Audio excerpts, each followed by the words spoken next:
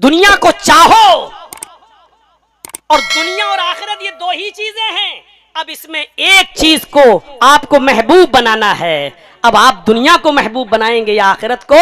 अक्ल से काम ले लो और अपनी अक्ल को दौड़ाओ, क्योंकि महबूब एक ही होता है। अगर आपने दुनिया को महबूब बना लिया तो समझ लो बहुत बड़े नुकसान में हो, और अगर आपने आखिरत को महबूब बनाया है तो दुनिया फिर महबूब नहीं बन सकती है। जैसे खलील महबूब एक ही हो सकता है, दो नहीं, उसी तरीके से दुनिया और आखिरत में महबूब एक ही हो सकता है, दो नहीं। अगर हमारी नजर में आखिरत महबूब है तो दुनिया को सिर्फ खेल और तमाशा समझो, दुनिया को सिर्फ जरूरत के तहत इस्तेमाल करो, दुनिया को सिर्फ वक्त जरूरत इस्तेमाल करो, हर वक्त नहीं। बहुत अच्छी तरीके से आपने समझ लिया होगा कि हमको किसको महबूब बनाना है। इसलिए नबी अकरम सल्लल्लाहु अलैहि वसल्लम ने फरमाया मुसलमानों के लिए, मोमिनों के लिए, और लफ्ज मोमिन मौजूद है उस हदीस के अंदर, मुस्लिम शरीफ की हदीस है वो। इसी दुनिया के ताल्लुक से फरमाया अद्दुनिया सिजनुल मुमिन व जन्नतुल काफिर, बस दो लफ्ज है और इसमें सब कुछ कह दिया।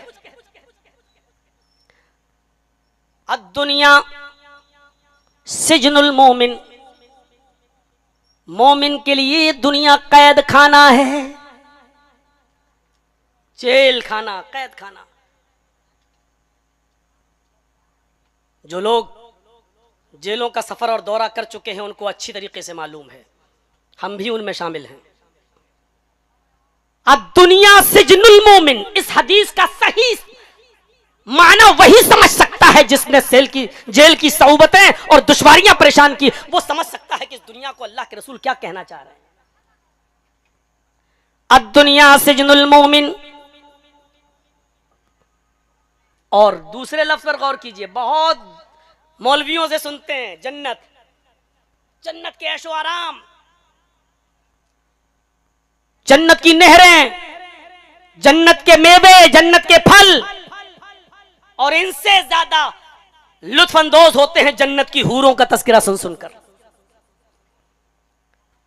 हमारे जहन में बैठी हुई है, और जन्नत की नेमतों का असल तसव्वुर तो हमारा दिमाग कर ही नहीं सकता। हमारे पास उतना दिमाग है ही नहीं कि जन्नत की नेमतों का सही तसव्वुर कर सके। हमारी आंखों में वो ताकत है ही नहीं जो जन्नत की नेमतें देख सके। फरमाया जन्नत में ऐसी नेमतें होंगी तुम्हारी आंखों ने देखा नहीं होगा, तुम्हारे कानों ने सुना नहीं होगा, तुम्हारे दिमागों जहनों में उन नेमतों का कभी तसव्वुर भी नहीं गया होगा। इंसान के छोटा सा दिमाग, इंसान की महदूद नजर, इंसान के महदूद कानों की समाअत जन्नत की नेमतों के बारे में न तो सुन सकती है, न एहसास कर सकती है, न दिमाग में सोच सकती है। बस थोड़ा सा सुन लो, नहरें ऐसी होंगी, पानी ऐसा होगा, इतना मीठा होगा, इतनी बड़ी जन्नत होगी कि एक मामूली जन्नती इंसान को जिसने सबसे कम नेकियां की होंगी और जन्नत मिल गई होगी तो उसको भी इतनी जगह मिलेगी कि वो एक घोड़े पर बैठकर सफर करे तो 100 साल के बाद घोड़ा जहां रुकेगा नॉन स्टॉप चलने के बाद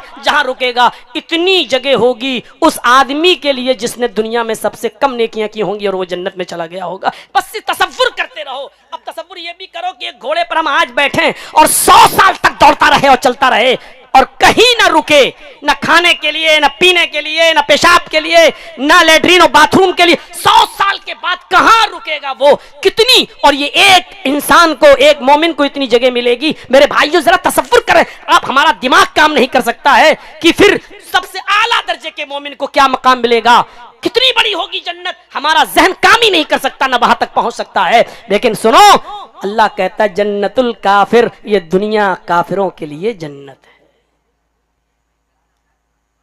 जन्नत के जिन ऐशो आराम के बारे में तुम्हारी आंखें इस वक्त देखती हैं और तुम्हारे अज़हान और कुलूब सोचते हैं ये दुनिया में काफिरों के लिए है, ये मत देखो। कितने लोग ऐसे हैं, मौलाना साहब 5 टाइम की नमाज भी पढ़ते हैं, रोजा भी रखते हैं, हज भी करते हैं, फिर भी परेशान है। देखिए अल्लाह सुनता ही नहीं हमारी, इस हदीस पर गौर करो। देखो काफिरों को क्या मिल रहा है। अरे अल्लामा इकबाल ने भी तो यही शिकवा किया था, काफिरों को मिले, काफिर को मिले हूर कसूर और मुसलमान को फकत वादे हूर। यानी अल्लाह ये तेरा कैसा इंसाफ है कि काफिर को तो इस दुनिया में हूर कसूर यानी खूबसूरत लड़की भी मिल जाए, बीवी भी मिल जाए, बेहतरीन और आलीशान मकान भी मिल जाए, बिल्डिंग भी मिल जाए, बंगलो भी मिल जाए, और मुसलमान को क्या, मरोगे तो हूर मिलेगी। मुसलमान को फकत वादे हूर।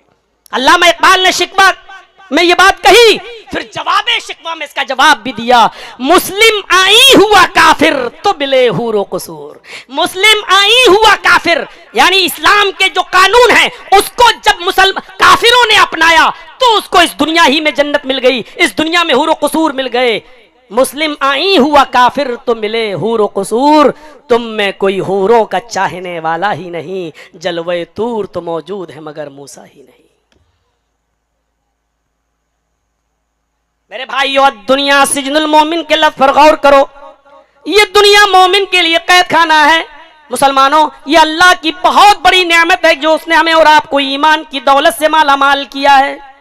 ये अल्लाह की बहुत बड़ी दौलत है कि उसने हमें ईमान की दौलत से माला माल किया है। हम मोमिन हैं। अब हम समझ लें कि मोमिन है तो फिर सुन लो, जिस तरीके से कैद खाने के अंदर, जिस तरीके से जेल खाने के अंदर, जिस तरीके से हमारे ऊपर परेशानियां आती हैं, आपको भी इस दुनिया में परेशानियां उठाना पड़ेंगी, आपको भी मुसीबतों के पहाड़ अपने सरों पर झेलना पड़ेंगे। अगर इस दुनिया को कैद खाना समझकर इस दुनिया में रहना पसंद करते हो तो मोमिन कहलाओ। अगर मोमिन बनना चाहते हो तो इस दुनिया को कैद खाना समझ लो और कैद की तरह, जेल की तरह परेशानियां उठाने की आदत डालो, तब तो तुम अपने ईमान को बचा सकते हो, वरना बहुत मुश्किल है। इस दुनिया को फिर आप सही तरीके से नहीं पा सकते हो। फिर तो यही होगा, परेशानी कौन उठाए, इतनी ऐशो आराम की चीजें हैं, क्या परेशानी उठाएंगे। एसी चल रही है, ठंडी हवा आ रही है, सख्त गर्मी है बाहर, है 50 क्रॉस कर चुकी है गर्मी। अब हम कैसे जाएं जोहर की नमाज पढ़ने के लिए, धूप में हम कैसा चलें। अब आपको परेशानियां उठाना पड़ेंगी। ये सोच लीजिए कि जेल के अंदर हमें एसी नहीं मिलता है, एयर कंडीशन नहीं मिलता है, वहां पंखे भी ऐसे ही होते हैं मामूली अंदाज के, और वो भी अगर खराब हो जाए तो कैदी लोग अपने चंदे से पंखा लगाएं। आपको जेल खाने की तरफ से कोई पंखा नहीं लगाया जाएगा। चंद कैदी मिल जाएं तो पैसा जमा करके अपना पंखा लगा लें।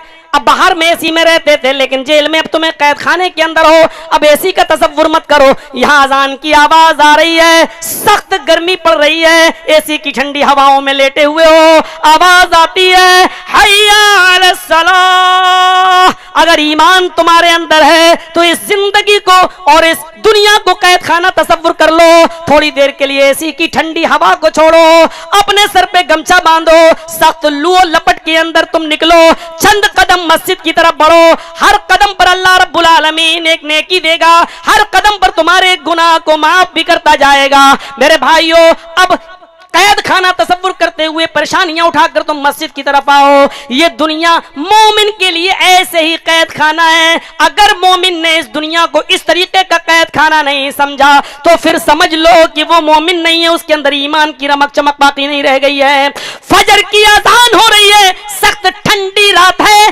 बाहर कोहरा छाया हुआ है, कंबल और ब्लैंकेट या लिहाफ ओढ़कर हम सो रहे हैं। हम लिहाफ के ऊपर से सर भी नहीं खोलते, लिहाफ सर के ऊपर से भी हटाने के लिए तैयार नहीं है। ऐसे ही में आवाज आती है अस्सलातु खैरुम मिनन नौम, नींद से बेहतर नमाज है, उठ जाओ। अब थोड़ी देर के लिए इस दुनिया को कैद खाना तसव्वुर कर लो। चाहे कितनी सर्दी पड़ती हो, आपको 4:30 या 5 बजे जेल में उठा दिया जाएगा, आपको गिनती के लिए बाहर खड़ा किया जाएगा, आपको कंबल ओढ़ के जाना हो, चादर ओढ़ के जाना हो, लेकिन अपना कंबल छोड़कर, अपना रूम छोड़कर, अपना सब कुछ छोड़कर आपको गिनती के लिए वहां हाजिर होना पड़ेगा। वहां आपको किसी की नहीं चलती है, वहां आपको हाजिरी देना ही देना पड़ती है। बस इस दुनिया को भी कैद खाना तसव्वुर कर लो। अपना घर मकान छोड़कर, अपनी बिल्डिंग छोड़कर, अपना लिहाफ कुर्बान करके मस्जिद की तरफ चले जाओ।